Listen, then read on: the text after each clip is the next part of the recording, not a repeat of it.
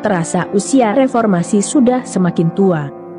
Berganti-ganti pemimpin, tapi ironisnya, yang namanya korupsi, kolusi, dan nepotisme, masih saja menjadi isu hangat di negeri ini. Reformasi pula yang mengakhiri masa kepemimpinan Presiden kedua Republik Indonesia. Ya, Pak Harto, begitu beliau akrab disapa.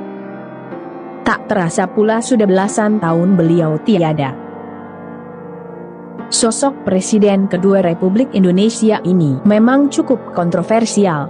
Ada yang benci, tapi tak sedikit pula yang menyanjungnya. Sampai-sampai, banyak juga yang merindukan masa-masa kepemimpinannya. Piye kabarele, isih penak zaman kuto?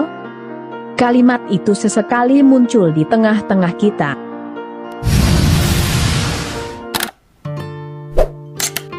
Presiden Soeharto yang dikenal kalem itu kerap dikait-kaitkan dengan isu pelanggaran hak asasi manusia alias HAM.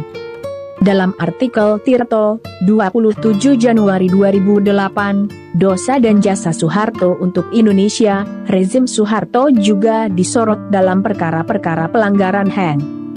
Komisi untuk Orang Hilang dan Korban Tindak Kekerasan atau Kontras mencatat setidaknya 10 kasus. Mulai dari kasus Pulau Buru terkait kader PKI, penembakan misterius yang terkait kriminalitas, daerah operasi militer di Aceh dan Papua, peristiwa Talang Sari hingga penculikan dan kerusuhan Mei 1998. Kendati demikian, bukan berarti Pak Harto nihil jasa untuk Indonesia. Tahun 1984, misalnya, Indonesia berhasil mencapai swasembada pangan. Tak heran jika saat itu, negara ini mudah saja memberikan bantuan 100.000 ton padi untuk korban kelaparan di Afrika. Prestasi membanggakan tersebut yang membuat Pak Harto mendapat kehormatan berpidato dalam konferensi ke-23 Food and Agricultural Organization atau FAO di Roma, Italia, pada 14 November 1985.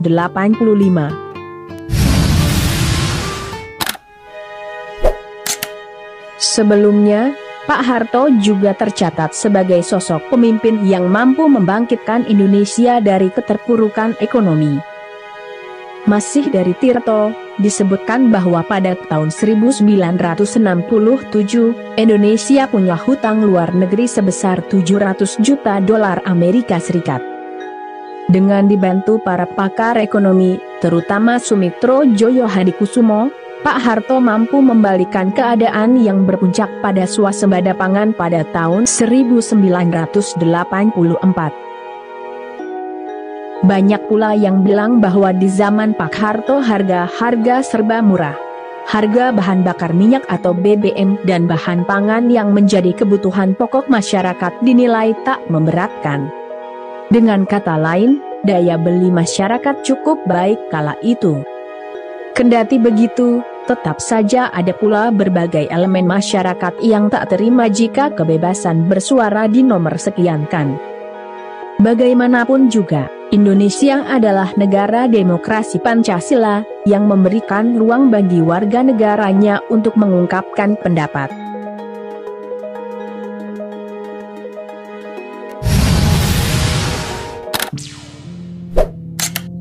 Walau belasan tahun telah tiada, berbicara tentang Pak Harto memang seolah tiada habisnya. Belum lama ini terungkap dua hal tak biasa yang dikait-kaitkan dengan dirinya. Semasa hidup, terlepas dari kontroversi gaya kepemimpinannya, Pak Harto dikenal sebagai sosok individu yang sederhana. Beliau juga bukan sosok pemimpin yang suka pamer harta, meski seolah sudah menjadi rahasia umum bahwa ia adalah pemimpin yang kaya raya. Tapi, siapa sangka jika kekayaannya mencapai belasan miliar dolar Amerika Serikat. Diberitakan Suara, 27 Januari 2022, saat masih menjabat sebagai presiden, kekayaan Pak Harto bahkan mencapai 4 miliar dolar Amerika Serikat, atau sekitar 55 triliun rupiah. Angka tersebut belum termasuk aset dari berbagai yayasan yang dikelola Pak Harto dan keluarga. Ia juga diketahui memiliki tanah seluas 3,6 hektar dan real estate di sejumlah kota besar.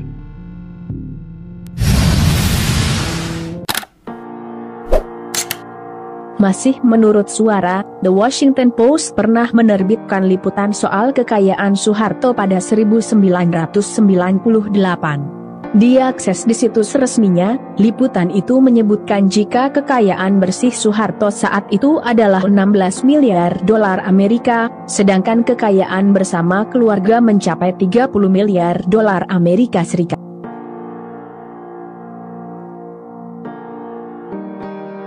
Dalam laporan yang sama, Pak Harto dikenal selalu hidup sederhana. Dia lebih banyak menghindari istana kepresidenan dan memilih tinggal di rumahnya sendiri di Jalan Cendana.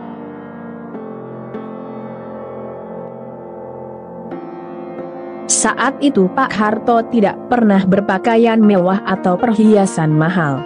Namun, tetap dilaporkan sebagai salah satu orang terkaya di dunia oleh majalah Forbes.